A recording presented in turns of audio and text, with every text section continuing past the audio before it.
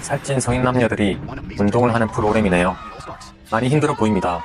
방금 보신 영상은 익스트림 웨이트 로스라는 미국의 인기 다이어트 리얼리티 쇼로 비만으로 고통받는 참가자들이 전문가들의 도움을 받아 극적인 체중 감량을 이루는 프로그램입니다.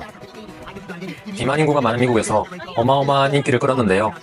이렇게 성공적으로 다이어트에 성공한 사람들이 많았으니 어찌 보면 당연한 결과죠. 그런데 여기엔 놀라운 반전이 있습니다. 참가자들 대부분이 5년 뒤에 몸무게가 원래대로 돌아갔다는 거죠. 그 중에 브랜디 말로리라는 여성은 갑자기 사망까지 했습니다. 149kg에서 80kg까지 감량하며 인생 역전을 만들어낸 이 여성은 저녁 식사 후 갑자기 사망하였는데요. 부검 결과 비만 합병증으로 나타나 사람들을 깜짝 놀라게 했습니다. 불굴의 정신력으로 다이어트에 성공한 사람들이 요요 현상을 겪는 이유는 무엇일까요? 우리나라도 빠르게 살을 뺐다가 요요가 온 연예인들도 많고 제 주변에서도 많이 보이고 있는데요. 멀리 갈 것 없이 저도 30대 때는 요요로 엄청나게 고통을 받았습니다. 다이어트 약에도 의존하고 시중에서 유행하는 원푸드 다이어트를 다 시도해 보았는데 결국에는 다시 살이 찌고 말더라고요. 진짜 요요는 끊임없이 일어나고 인간의 의지로는 어찌할 방법이 없는 것 같이 느껴지는 순간도 있었는데요. 저는 이 방법을 알게 되고 요요의 굴레에서 벗어나 적정 체중을 유지할 수가 있었습니다. 제가 경험하고 주변 지인들도 모두 성공시킨 방법을 이 영상에서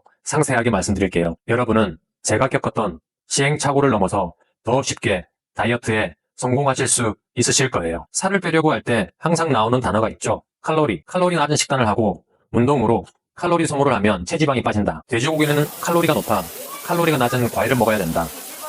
결론부터 말씀드리면 우리가 살을 뺄 때 집중할 건 칼로리가 아니라 호르몬입니다. 인간은 호르몬을 이길 수 없죠. 살이 잘 찌는 호르몬이 나오면 아무리 적게 먹고 운동해도 살이 찌고 반대로 살이 빠지는 호르몬이 나온다면 아무리 많이 먹고 누워서 잠만 자도 살이 빠지게 됩니다. 그러므로 우리가 평소 생각했던 상식에서 조금 벗어나서 사고방식을 바꾸어야 합니다. 미국의 신장내과 전문의 제이슨 펑 박사님은 기존 칼로리 다이어트의 문제점과 호르몬에 대해서 어떻게 이야기를 하는지 볼까요? 훌륭한 경력을 가진 전문가들이 살 빼기를 위해서는 먹는 칼로리를 줄이라고 하죠. 그리고 많은 분들이 이미 다이어트에 성공하기 위해선 칼로리를 줄여라 이런 이야기 많이 들어보셨을 거예요. 그리고 그 말은 설득력 있게 들립니다. 그러나 우리는 뇌피셜이 아닌 증거에 기반한 결과를 보는 시대입니다. 즉 누가 더 적은 칼로리를 섭취해야 살을 뺄 수 있다고 한다면 그 칼로리가 어떤 건지는 중요하지 않습니다. 만약 칼로리 수치만을 본다면 저녁으로 아이스크림을 먹을 수 있고 그렇다면 살이 빠지겠죠. 만약 그것이 사실이라면 연구에서 검증이 돼야 합니다. 그렇지 않다면 그냥 뇌피셜일 뿐이겠죠. 그리고 지난 50에서 70년 동안 많은 수의 체중 감량 연구가 있었습니다. 그런 많은 전문가들이 말하는 것처럼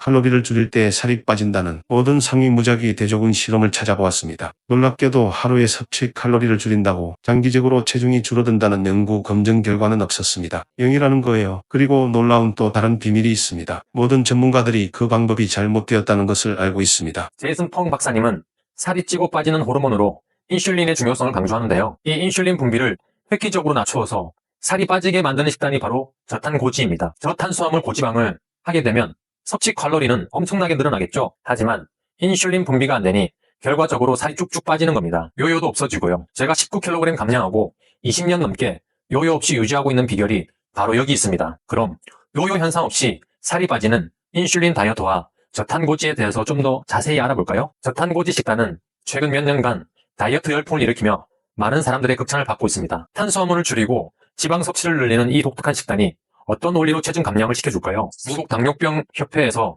아래와 같이 말하고 있습니다. 첫 번째, 케토시스 상태 유도. 탄수화물 섭취를 제한하면 몸은 포도당 대신 지방을 에너지원으로 사용하기 시작합니다. 이 과정에서 케톤체라는 물질이 생성되는데 이 상태를 케토시스라고 하죠. 케토시스 상태에서는 기초대사를 지방으로 하기 때문에 체지방이 쉽게 빠집니다. 이 기초대사라는 것이 말 그대로 사람이 생명을 유지하는 데 필요한 기초적인 대사입니다. 아무것도 하지 않고 가만히 누워만 있어도 기초대사가 일어나죠. 우리 머리카락이 자라고 몸의 체액, 즉 눈물, 콧물 등 분비물을 나오게 하여 이 영상을 보면서 두뇌 회전을 하여 생각도 하게 하고 이런 기본적이고 인간의 생명 유지에 꼭 필요한 작용입니다. 이 기초대사가 우리가 하루에 소모하는 일량의 총합에서 70, 80%까지 됩니다. 나머지 운동, 공부, 소화기관 등 다 합쳐도 20, 30%밖에 안 된다는 거죠. 이렇게 많은 칼로리를 소비하는 기초대사를 지방을 원료로 하는 케톤이 담당하니 내 몸의 체지방이 쭉쭉 빠질 수밖에 없는 거죠. 그러니 칼로리 섭취를 줄인다고 지방을 먹지 않고 탄수화물을 섭취하는 것이 결과적으로 나의 다이어트에 도움이 되지 않는 겁니다. 아무리 적게 칼로리를 섭취해도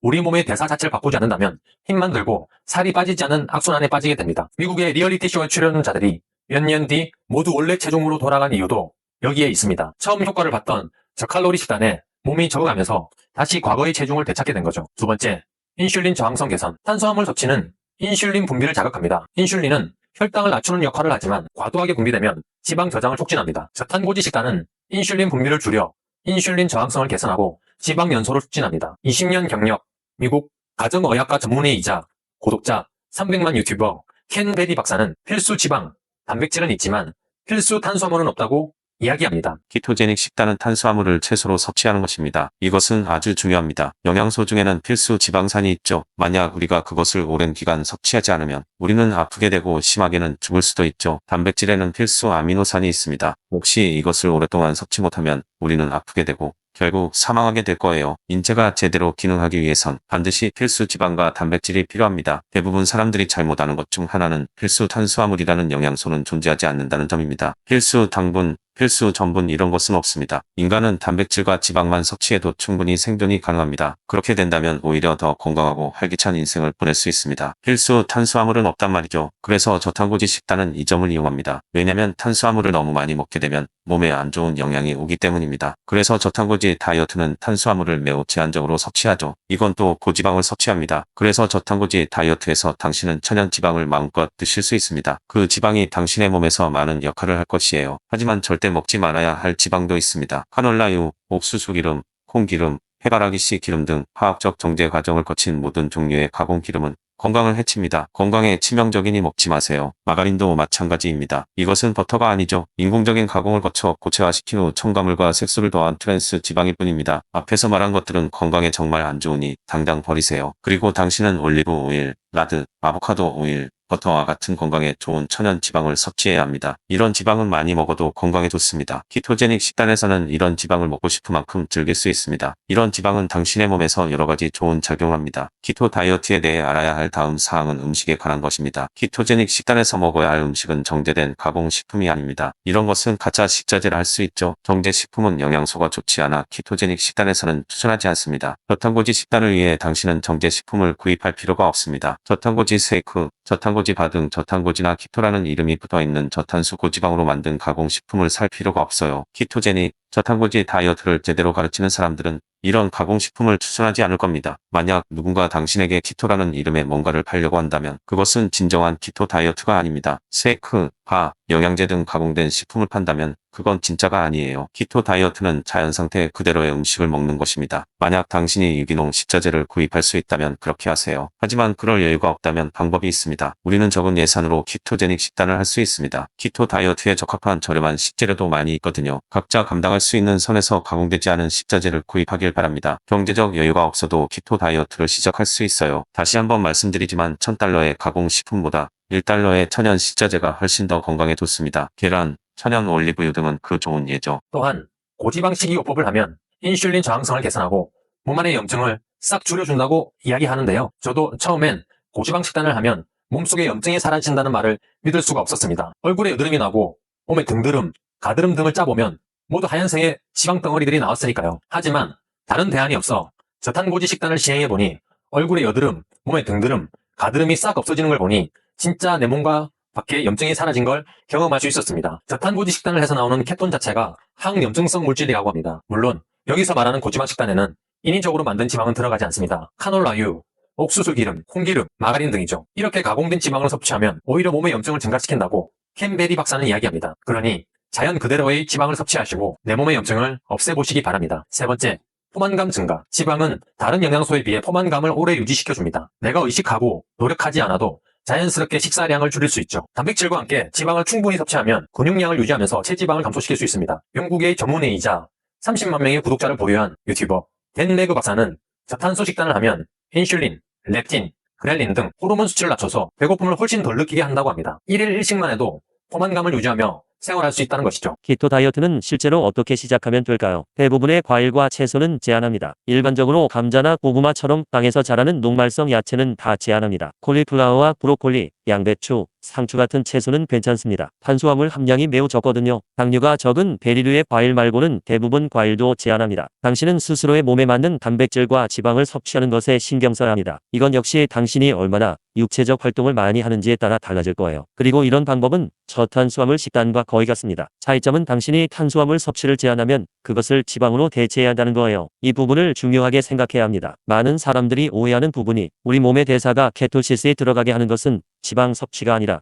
탄수화물 제한입니다. 당신이 아무 것을 먹지 않아도 케토시스 상태가 될 수 있습니다. 지방 섭취는 포만감을 유발하기 위해서지 케토시스에 들어가기 위함이 아닙니다. 그래서 키토제닉 식단은 보통 소량의 탄수화물, 적절한 단백질, 고지방 식단으로 이야기합니다. 지방을 먹으면 살이 찔까요? 키토 다이어트에 대해 많은 사람이 하는 오해가 있습니다. 키토 다이어트를 한다고 하루 종일 기름을 퍼먹거나 베이컨과 치즈만 먹는 게 아니에요. 케톤이 나오면 실제로 배고픔을 억제하죠. 그리고 포만감 시스템을 재설정합니다. 우리는 이 구조를 완전히 알지 못해요. 아직 이 분야는 계속 연구하고 있습니다. 하지만 한 가지 확실한 것은 케토시스 상태에 들어가면 사람들은 자연스럽게 음식 섭취가 줄어듭니다. 키토제닉 식단에서 배고픔의 느낌은 근본적으로 다릅니다. 대부분 사람들은 하루 3끼의 간식 2번 먹고 이런 것을 그만두게 됩니다. 그들은 심지어 하루에 한 끼만 먹어도 큰 배고픔을 느끼지 않습니다. 그러나 키토제닉 식단은 초기에 부작용이 나타날 수 있습니다. 저는 앞에서 우리 몸이 저탄수화물 식단에 잘 적응한다고 말씀드렸는데요. 하지만 키토제닉 식단에는 초반 과도기적 상황이 있습니다. 이런 현상을 우리는 키토플루라고 부르는데요. 이런 현상은 우리 몸이 케토시스에 익숙하지 않을 때 발생하죠.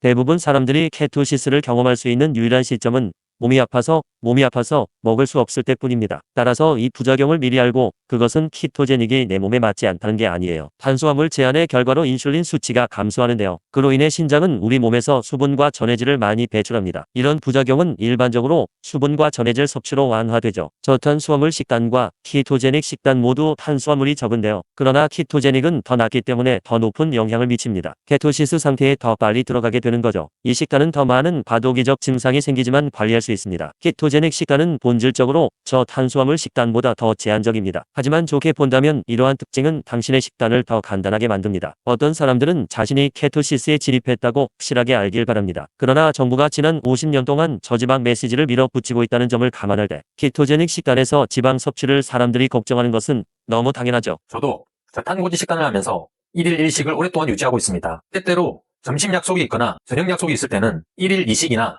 3식을 할 때도 있지만 대부분의 경우 1일 1식을 유지하고 있죠. 하지만 오히려 피부와 근육의 상태는 더 좋아진 걸 느끼고 있습니다. 50세가 몇 개월 안 남은 나이인데도 불구하고 말이죠. 다만 처음부터 너무 급하게 1일 1식과 저탄고지를 실행하면 몸에서 거부 반응이 나타날 수 있으니 개개인의 상태에 맞게 천천히 시행하세요. 되도록 전문의와 상담을 통해 나에게 맞는 식단을 진행하시기 바랍니다. 세상에는 채식, 비건, 육식, 저탄고지, 카니보어 등 수많은 식단이 있습니다. 그 중에서 제가 가장 많은 도움을 받았고 또 여러 전문가들의 영상을 보면서 확인한 건 지방 섭취량이 중요하다는 겁니다. 많은 전문가들이 저탄고지 식단에서의 탄단지 비율을 탄수화물 10, 단백질 20, 지방 70% 정도로 구성하라고 말합니다. 처음부터 이런 식단을 정확하게 지키는 것은 쉬운 일이 아니겠죠. 저도 처음엔 그랬어요. 키토플루라고 하는 현상이 있거든요. 머리가 멍하고 몸에 힘이 없고 불면증이나 근육통이 올 수도 있죠. 이는 몸에 과하게 저장되었던 탄수화물을 처분할 때 나오는 현상이라고 합니다. 어찌 보면 한방에서 명현 현상이라고 하는 것과 비슷하다고 할 수 있죠. 저는 키토플루를 이겨내기 위해 전문가의 조언을 통한 5가지 전략을 따랐습니다. 첫 번째, 물 많이 마시기. 저탄고지 식단을 시작하면 몸에서 붓기가 빠지면서 수분이 많이 빠져나가게 됩니다. 따라서 이를 이겨내기 위해 물을 많이 마셔야 합니다. 내 몸에 수분이 부족한지 쉽게 알아보는 방법은 소변의 색을 관찰해 보세요. 소변의 색이 너무 짙은 노란색이면 옅어지도록 물을 더 많이 마셔야 합니다. 수분을 유지하는 것은 키토플루를 벗어나기 위해서뿐만 아니라 전반적인 건강 유지에 중요합니다. 탈수가 생기면 오히려 키토시스 상태로 진행을 방해할 수 있습니다. 두 번째, 전해질 추가. 저탄고지 식단을 하면 몸에 저장된 나트륨이 빠져나가면서 붓기가 없어집니다. 과도하게 빠져나가면 몸에 힘이 없어지는 현상을 겪을 수 있습니다. 5% 정도의 소금물 또는 코코넛 워터를 통해 몸에 전해질을 추가해주세요. 세 번째, 더 많은 지방 섭취. 몸이 저탄고지에 적응할 때는 저는 더 건강한 지방을 많이 섭취하려고 노력했습니다. 코코넛 오일, 아보카도, 버터와 같은 음식이죠. 커피를 좋아하는 저는 아침의 시작을 방탄커피와 함께 했습니다. 보통 MCT 오일을 넣은 커피를 방탄커피라고 하지만 구하기도 어렵고 맛도 중요한 저는 버터를 듬뿍 넣은 블랙커피를 마셨습니다. 고소한 맛이 좋으니 여러분도 한번 해보시기 바래요. 네 번째, 푹 자기. 앞에서 말한 키토플루의 증상 중에 불면증이 있다고 말씀드렸죠. 이럴 때일수록 더 잘 자려고 노력해야 합니다. 처음 시작할 때는 저녁에 허기가 져서 잠에 들기 어려울 수 있어요. 이때 적게 자도 아침에 정해진 시간에 일어나셔야 됩니다. 그럼 다음날 저녁에는 푹 주무실 수 있고 저탄고지 식단을 계속할수록 머리가 맑아져서 저녁에 잠에 드는 게 쉬워지실 거예요. 5번째, 스트레스 관리. 키토플로 증상 중 하나인 두통과 무기력함은 신체적, 정신적 스트레스를 높입니다. 이 식단이 나에게 안 맞는 건 아닌지 자기의심도 많이 생기죠. 사람이 이렇게 나약해지더라고요. 전 세계의 석학들이 좋은 식단이라고 말하고 수많은 연구 논문들이 검증하는데도 의지가 약해졌어요. 저는 이때 명상을 많이 했습니다. 저탄고지 식단을 꾸준히 하여 몸이 날씬해지고 턱선이 살아나서 사람들이 나를 좋아하는 상상을 했어요. 결과적으로 저 상상은 현실이 되었고 49살이 된 저는 30대 때보다 더 젊어 보이고 활기찬 인생을 살고 있답니다. 이상으로 요요 없이 평생 유용한 체지방 삭제 방법에 대해서 알아보았습니다. 정리해드릴게요. 첫 번째, 칼로리에 집착하지 마세요. 적은 칼로리 섭취로 급하게 살을 빼는 것은 요요를 부른다는 것이 미국 다이어트 리얼리티 프로그램에서 증명이 됐습니다. 두 번째, 살과 밀접한 관련이 있는 호르몬인 인슐린, 렙틴, 그렐린 등의 수치를 낮추는 식단을 하여야 합니다. 미국의 신장내과 전문의인 제이슨 펑 박사님은 저탄고지 식단을 말씀하시죠. 세 번째, 저탄고지 식단을 꾸준히 하여 케토시스 상태가 되면 우리 몸에서 가장 많은 칼로리 소모를 하는 기초대사에 케톤을 사용합니다. 케톤은 우리 몸의 지방을 원료로 사용하니 우리 몸에서 빠르게 지방을 없애주죠. 네 번째, 케토시스 상태는 우리 몸의 염증도 없애줍니다. 케톤 자체가 항염증성 물질이니까요. 다섯 번째, 저탄고지 식단을 하면 적은 양으로도 훨씬 많은 포만감을 느낍니다. 배고픔을 느끼는 호르몬의 분비를 억제하여 결과적으로 1일 1식이 가능할 정도로 만들어주죠. 이렇게 전문가들이 우리 몸의 건강을 위해서 극찬하고 더 이상 나빠질 것이 없었던 제가 직접 시행해본 저탄고지 식단에 대해서 알아보았는데요. 저뿐만 아니라 30kg까지 감량한 여성 회원님의 사례가 궁금하시다면 이 영상을 바로 보시면 도움이 되실 겁니다.